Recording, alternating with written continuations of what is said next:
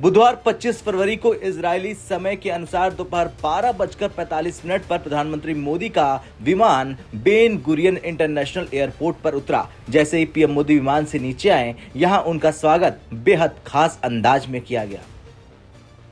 Israel के प्रधानमंत्री Benjamin Netanyahu और उनकी पत्नी सारा नेतन्याहू खुद रेड कारपेट पर पीएम मोदी के स्वागत के लिए खड़े दिखाई दिए और फिर दोनों नेताओं ने गर्मजोशी से गले मिलकर एक बार फिर दुनिया को दिखा दिया कि भारत और इजराइल के रिश्ते कितने मजबूत हैं।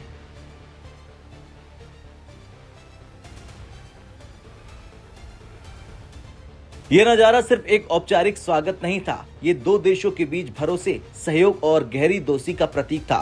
पिछले कुछ सालों में भारत और इजराइल के संबंध रणनीतिक साझेदारी से आगे बढ़कर एक मजबूत वैश्विक सहयोग में बदल चुके हैं।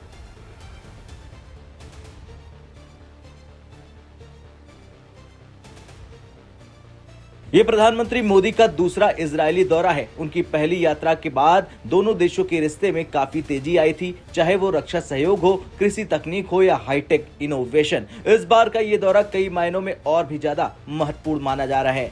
इस दौरे का सबसे खास पल तब होगा जब प्रधानमंत्री मोदी इजराइल की संसद को संबोधित करेंगे। ये सम्मान दुनिया के बहुत कम नेताओं को मिलता है। किसी विदेशी नेता को संसद में संबोधन का मौका देना इस बात का संकेत है कि दोनों देशों के रिश्ते कितने खास हैं। बता दें, ये केवल द्विपक्षीय रिश्ते ही नहीं है, बल्कि इस मुलाकात में क्षेत्रीय और वैश्विक मुद्दों पर चर्चा होनी है। मध्य पूर्व की बदलती स्थिति, सुरक्षा सहयोग और वैश्विक रणनीति पर दोनों नेता अपने विचार साझा करेंगे और एक्सपर्टों का मानना है कि ये दौरा आने वाले समय में भारत और इजराइल की साझेदारी को नई ऊंचाई दे सकता है। भारत और इजराइल के रिश्ते पिछले कुछ सालों में तेजी से मजबूत हुए हैं। रक्षा तकनीक, साइबर सुरक्षा, एग्रीटेक और वाटर मैनेजमेंट जैसे क्षेत्रों में इजराइल की विशेषज्ञता भारत के लिए काफी अहम मानी जा रही है। वहीं भारत इजराइल के लिए एक बड़ा और भरोसेमंद साझेदार बनकर उभरा है। खैर, रेड कारपेट पर हुआ पीएम मोदी का यह स्वागत सिर्फ एक प्रोटोकॉल नहीं था, ये दो देशों की मजबूत दोस्ती और भरोसे का प्रतीक था। अब दुनिया की नजर इस बात पर टिकी है कि इस 2 दिन की यात्रा में